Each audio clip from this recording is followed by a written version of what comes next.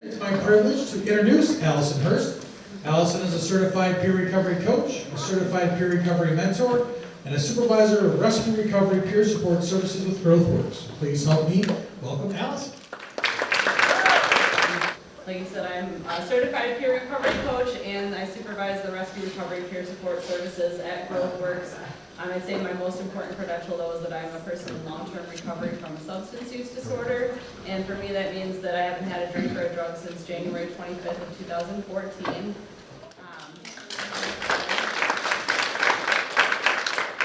I love these forums, and I love that there's support groups like this, and there's so many different people from different aspects of life getting together to try and to get that support and to find a solution, and what can we do to help each other and what can we do to help our loved ones.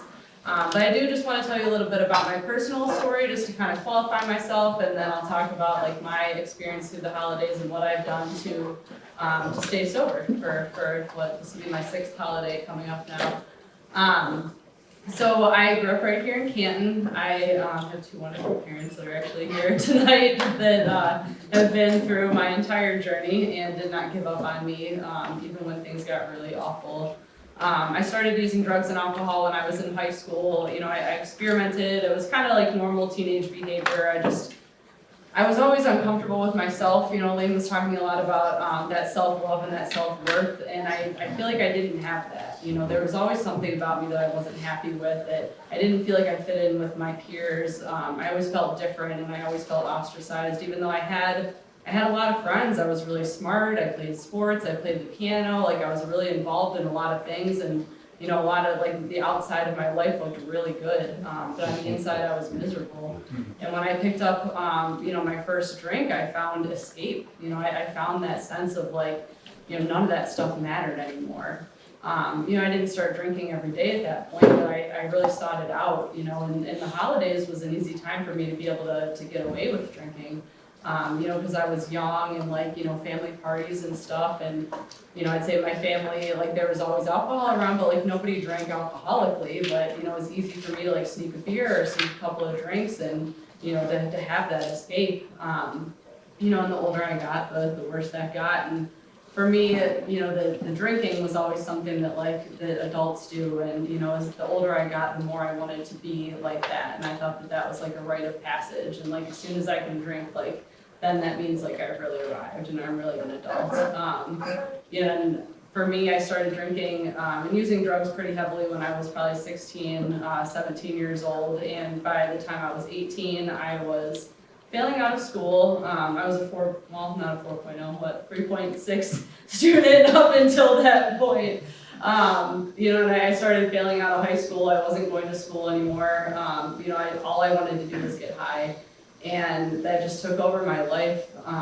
You know, and I went to my first treatment center when I was 18. I was still a senior in high school.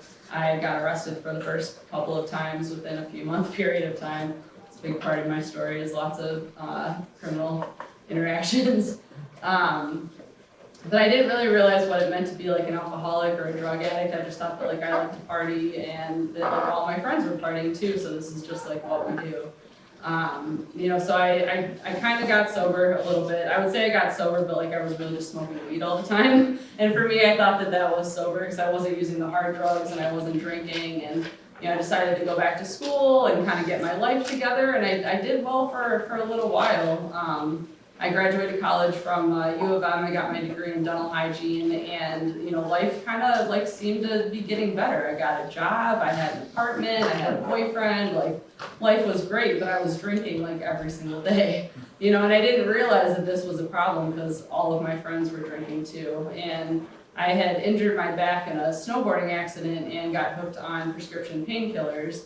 And that was when, you know, my opiate addiction really took off. And, you know, there was probably about 5 or 6 years there where I was either on opiates or I was drinking. Like I drank when I couldn't take the opiates, and then I used the opiates when the drinking got too bad. You know, and for me, I came with a couple more arrests. I got a few DUIs, and, you know, I won't tell my entire story because we'll be here all night. You know, but I remember like one of the first holidays that that I was on probation, which was not a new thing. I think I was on probation for the majority of my 20s.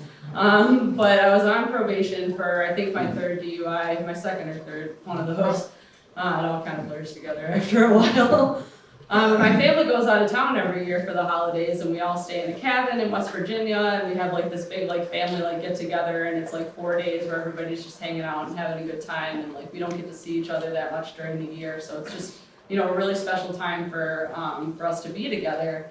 And I was on probation, and I was supposed to like take this breathalyzer or drug test or something when I got back to prove that I hadn't drank in like these 3 days that I was there. And I was so determined to not drink, you know, when I was there, but I didn't have any support. You know, I didn't have like a 12-step program. I didn't have sober friends. I didn't have people to call and to help me with this. And I was still too like ashamed to admit that I had a problem, and even enough to tell my parents that like, hey, like I don't think this is a good idea for me to go. You know, I was so determined that like I'm gonna go, like it's gonna be fine. And I think maybe like the second day that I was there, I'd snuck some beers, and like, you know, I did it without anybody knowing, or at least I thought that nobody knew, and like I hid the bottles and stuff, and then the next day I blamed it on my cousin, and all these beers were gone. You know, and it was just like a mess. You know, looking back now, like I wish that like I would have had the knowledge, like you said, like we don't know what we don't know, right? I didn't know that there was support groups. I didn't know that I could like talk to my family about this and that I could get help. You know, I still didn't really know that I was an alcoholic. I just knew that like that maybe I shouldn't drink as much as I did. You know, I was still trying to, you know, figure out what that meant for me. You know, in the holidays in my addiction were pretty rough. You know, that was probably like one of the best holidays that I had in active addiction. You know, the further my disease progressed, the worse it got. The last year before I got sober, so I got sober in January, and the last Christmas before I got sober, you know, well, at this point I was addicted to heroin. My opiate addiction took me to that. And I was living on the streets, and I had attended a long-term treatment center. I was there for about, I think, like 5 months or so. And I relapsed as soon as I got out of treatment, and I went right back to using heroin.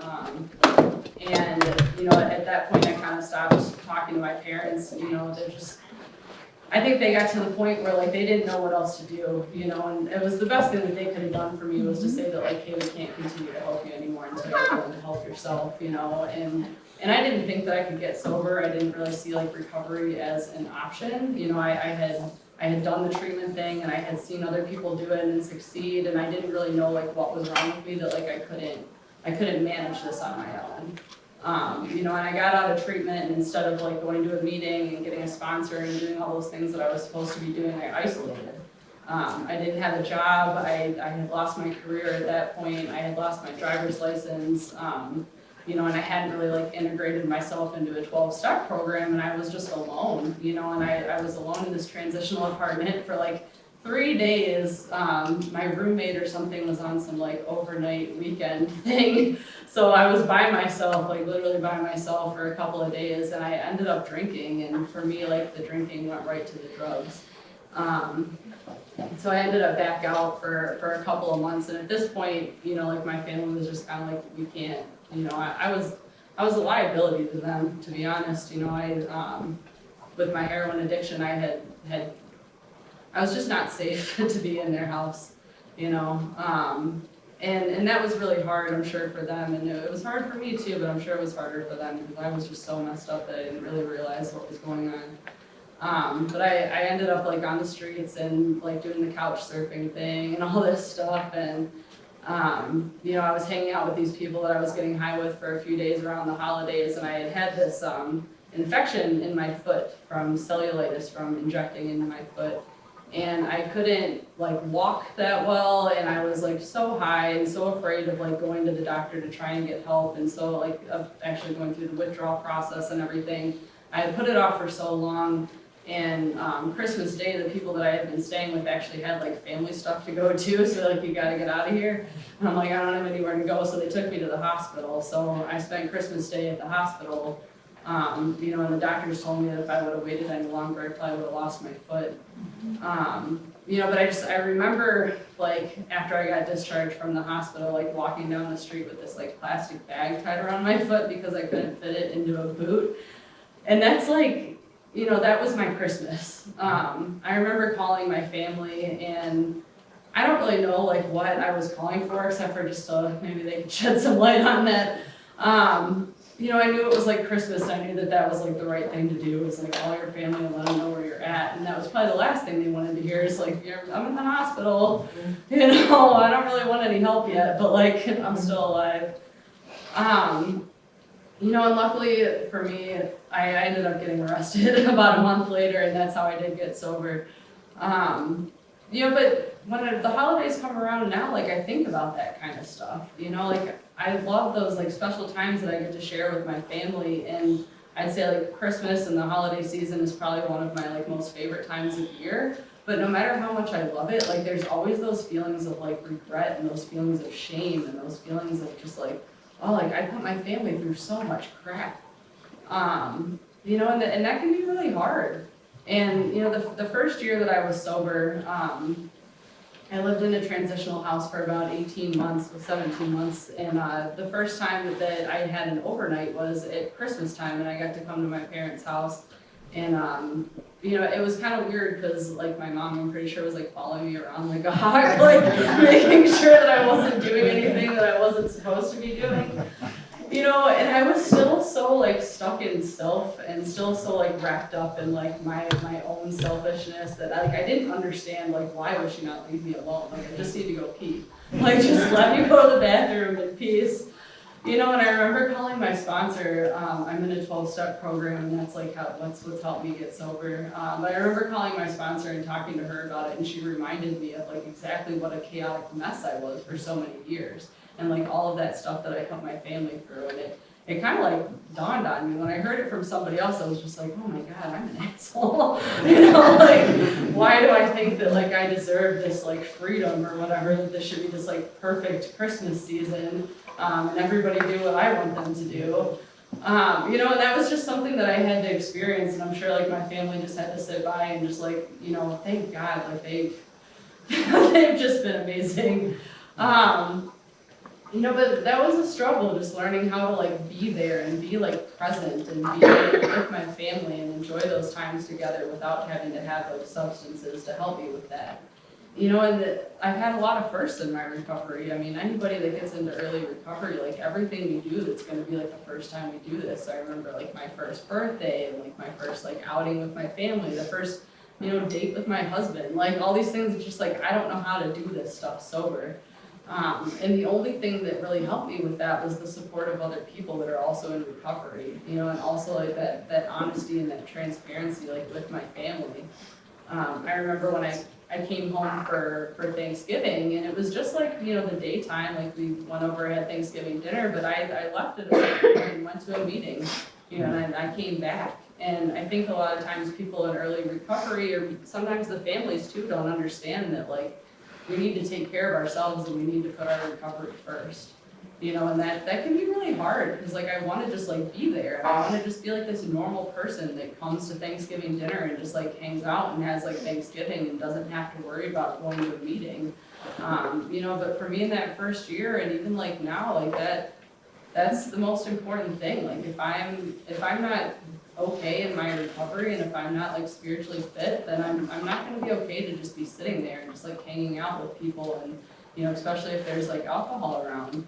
I go to my family's parties now, we get, like, this cabin and stuff, and after a while, like, I kind of have to take a step back. Like, I know that, it's okay for me to say, like, hey, like, I'm just gonna go up to the lodge for a little bit and hang out at the pool, like, kind of away from everybody, because they start to get, like, I have cousins that are in their 20s, and they just, like, they throw them back, and they're like, they're not alcoholics, like, they can do that, they, like, work hard all year round, and this is, like, the one time a year that they, like, let loose, but, like, nobody gets stupid drunk, nobody gets arrested, nobody goes to the hospital. Like, for me, when I pick up a drink or a drug, those are the things that happen. I end up in the hospital, or I end up in jail. And I need to remember that sort of stuff, because if I'm not going to meetings and I'm not like practicing my program and I'm not calling my sponsor and I'm just hanging out with people that are like normal drinkers, after a while I might start to get jealous or start to think that like, oh, that's okay for me too. So I have to have like those backup plans. We talked about having like those escape plans, and for me, that means like knowing like when the meetings are, like around the holiday times, just knowing like if there's a 12-step meeting, or even just like other sober people that I can get together with, like having that backup to say like, hey, like I'm gonna be going to my family's house later for Christmas dinner, but in the morning I'm gonna hit a meeting and then I'm gonna call my sponsor and I'm gonna let them know like what's going on. And also like just being honest with your family. I had to learn how to let my family know what was going on with me, that like, I know that we're gonna be around a lot of drinking, and I do that now when we get together with family, like I look up meetings in other areas. When we go to West Virginia, like I go to a meeting when I'm there. It's not my normal home group, it's not the people that I know, but for me it's important to have that connection and to have that, have that recovery experience. As far as things like around this area, I know that like the PC Alleno Club has Alpathon meetings, and I know that other 12-step or like Alleno clubs in other areas have these Alpathons. And what that is they have like pretty much a meeting every single hour, and they're open. I know the one at Thanksgiving time at the PC Alleno Club is the day before Thanksgiving and Thanksgiving Day, and then until the following morning. And I actually have like the information on the card there if anybody wants it. And then they also have like a Thanksgiving dinner, and it's potluck style, and people bring food, and it's just a safe place to go and to hang out, and there's like constant meetings, there's always somebody there, and it doesn't have to be like a scheduled time, you can just drop in and hang out. And they do the same thing at Christmas time and at New Year's as well. Also getting involved in recovery stuff I think was really important for me, especially in those early days. I got involved in something called Mickey Paw, which is the Michigan Convention for Young People in AA. And if anybody is unfamiliar with this, if you know people that are in recovery or know young people that like probably should be in recovery, then maybe this is something that can help them. It helped me a whole lot, learn how to have fun in sobriety, and just get with other young people that were like doing the deal and actually like working a program and getting out and having a good time. Because for me, before I got sober, like drinking and drugging, that was my good time. Or at least I thought it was a good time, until it was definitely not a good time. But when I got sober, I didn't know how to have fun. I kind of thought that like, oh, life is gonna be boring now, and like I'm not gonna be able to, kick back and relax. But Mickey Paw, they host this convention every year, and actually in Michigan, it's the weekend after Thanksgiving, so it's that Friday, Saturday, Sunday. So I'd say I don't think I'd missed it. Huh? Was it the weekend before Thanksgiving? No, the weekend after, yep.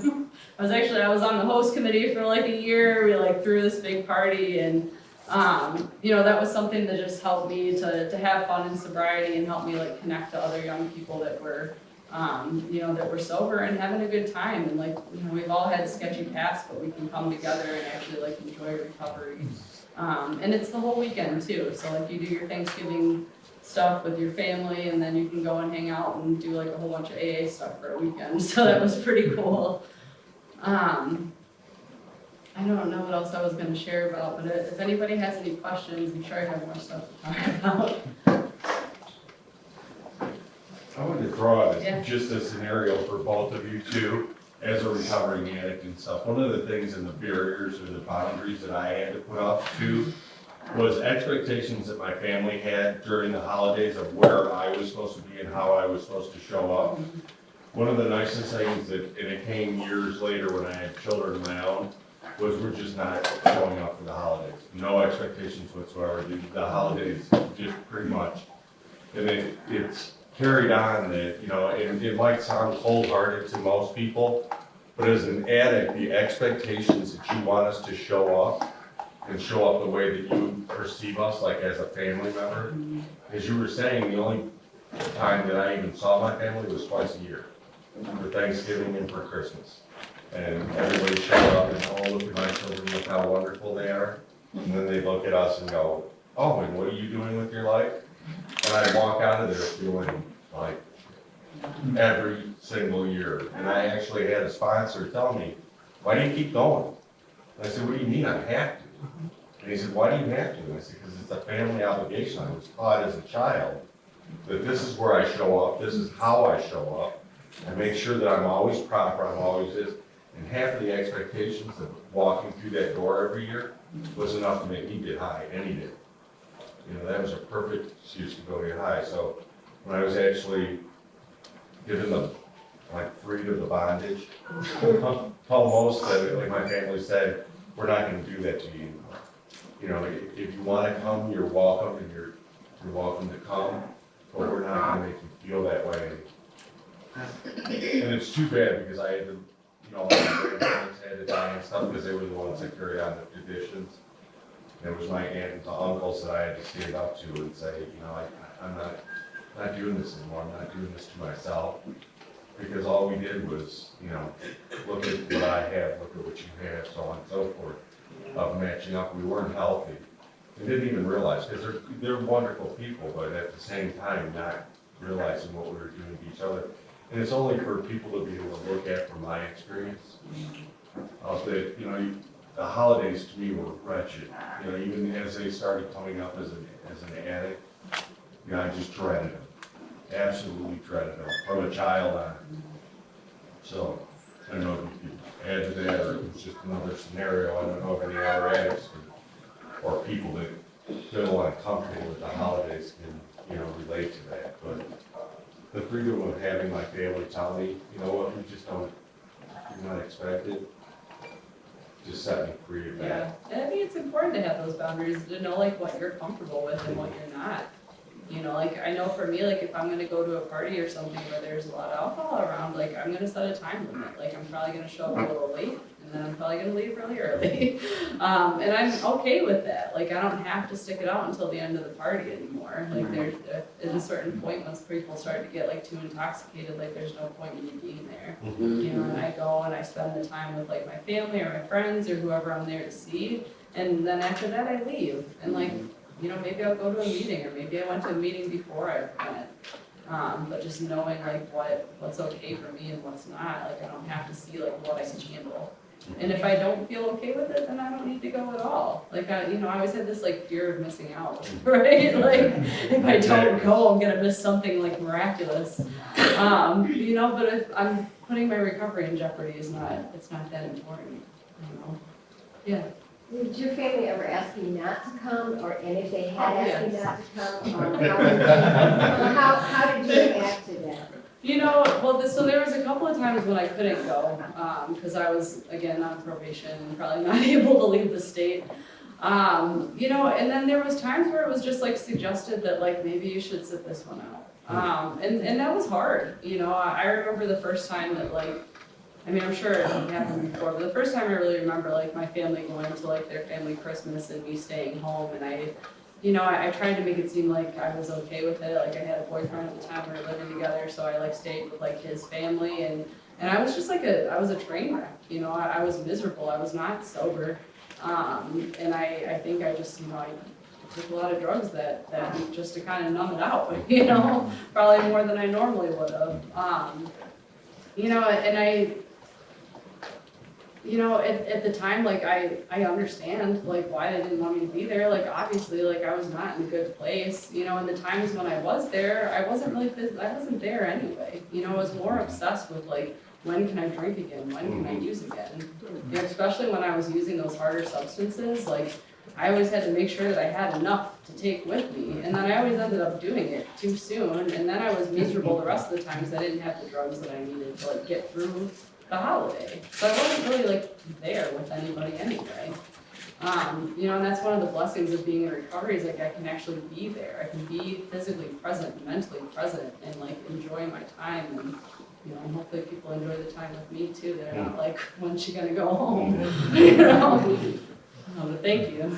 Yeah. I understand where you're coming from. My son had his 31st birthday party. It was a surprise party, and I got there early and we were setting up and everything. And there had been 60 people that showed up.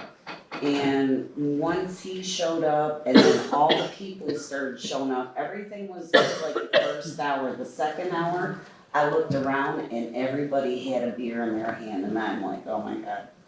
I'm like, this is when people are gonna start acting up, get in your face, stuff like that. And I looked at my mom and I said, I gotta go tell him I gotta go. You know, great party, had a great time, but it's time to step on, you know, and I realized what my boundaries are, you know, and it was time to go, and I went down in the basement and went to say goodbye. 20 people down there smoking pot, and I was wanting to hang out with them a little bit before I left, but when I went down in a cloud of smoke, I'm like, okay, I'll just go down, give them a hug and a kiss, and I'm out. So, yeah, and everybody's like, why are you going? I said, I'm just tired, I gotta go. Yeah. And I left, so, yeah, I understand that. That's good for you. I mean, that's not easy. No, You know, it's it's not, not- but it's tough. it's getting easier though. Yeah. It really You have to is. do that stuff. And a question I had for you, like Christmas, where can you go? Like, what can you do to stay busy on Christmas for meetings?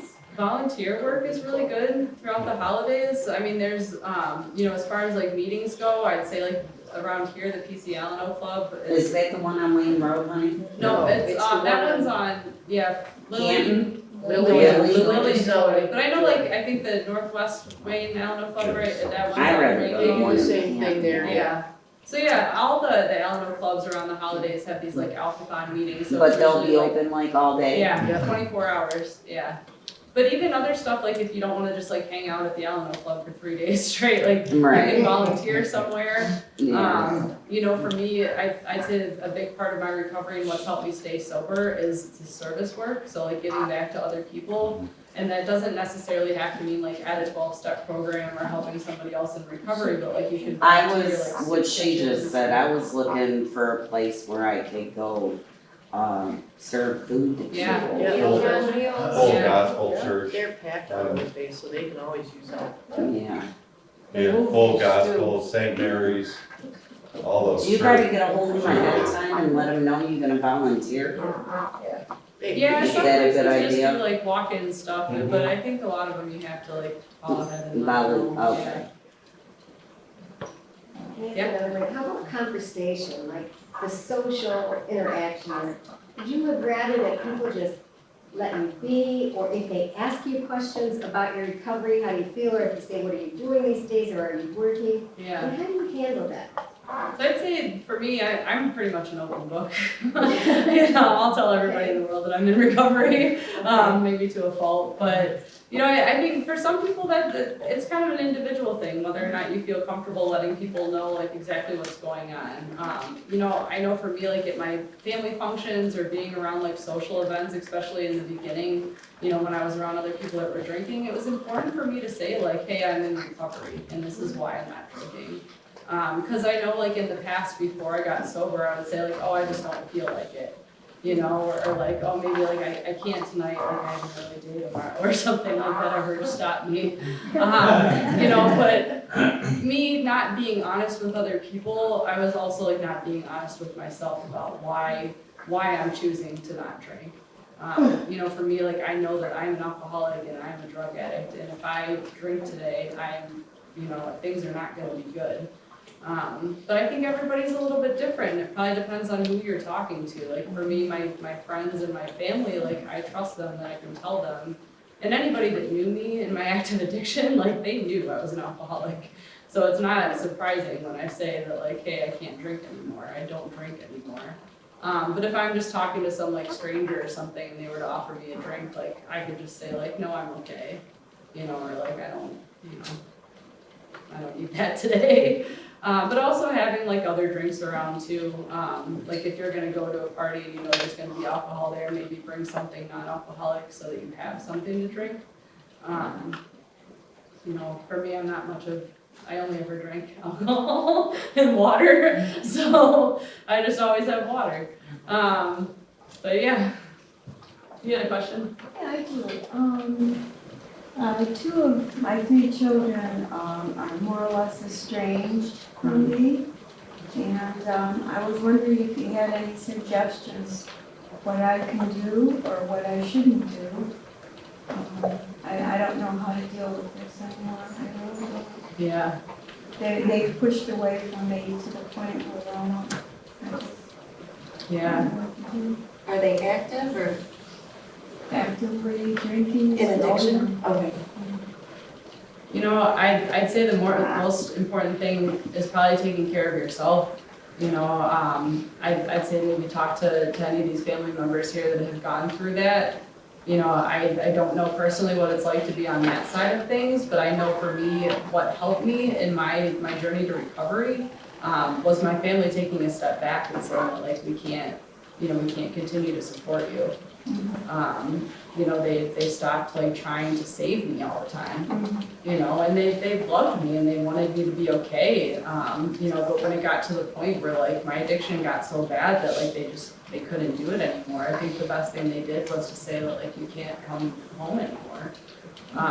You know, and I needed that. Like for me, like I didn't get sober right away, but like the thought of losing my family, you know, and having that Christmas that I spent like without my family and then not even knowing where I was at, like that was so heart-wrenching that like I didn't want to keep doing that anymore. I just hope that they would realize, come to that point when you realize you needed it. Yeah. Elaine? Can I also comment also, it's a complex situation, and I hear that your issue with parenting grandparents quite a bit. You know, where they want to come, but they're not sober, or they promise to come and then they don't show up, or they drift away. And what you need is good support, you know, around either through a support group or counseling, so you can work through your loss. This is a loss for you, and I'm sure you have some grief around it too. And but one of the things that helps set the boundary for them is if you can let them know in some way, either in person or text or email or whatever, that you love them. You love them. I mean, that component of loving them is so important. I can't say it enough. But that you need for them to be healing themselves so you can have a real relationship. And so you hold the expectation for them that they can do this if they choose to get onto that, you know, journey. But for them to reject you, and I don't know if they're in and out of your life or just total rejection, you know, somehow that's an issue for them that is far more complicated than we can talk about today. But I'm sure there's a lot of guilt behind that. I'm sure there's a lot of shame. I'm sure there's just a lot of feelings that really have nothing to do with you and have everything to do with them. Yeah. I feel like a perfect failure. It's not you. Yeah. It's not you. No, take it from somebody that's on the other side too. I stayed away because of my shame. She's Yeah. absolutely correct. And it wasn't anything against my loved ones or the people who were out there. It was because I couldn't face them anymore. You know, I didn't want to put the pain back on you again. You know, I was tired of, you know, hearing the dissatisfaction from the loved ones and not being able to do anything about it. So I thought it was better just to remove myself. It wasn't against them.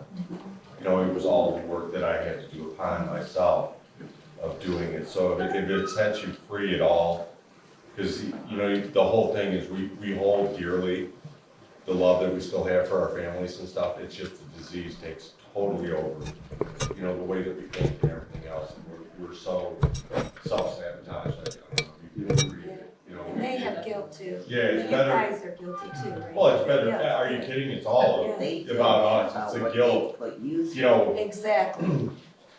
So that's why they stay away, because they don't wanna hurt you no more because of what they put you they, through. and we had no idea.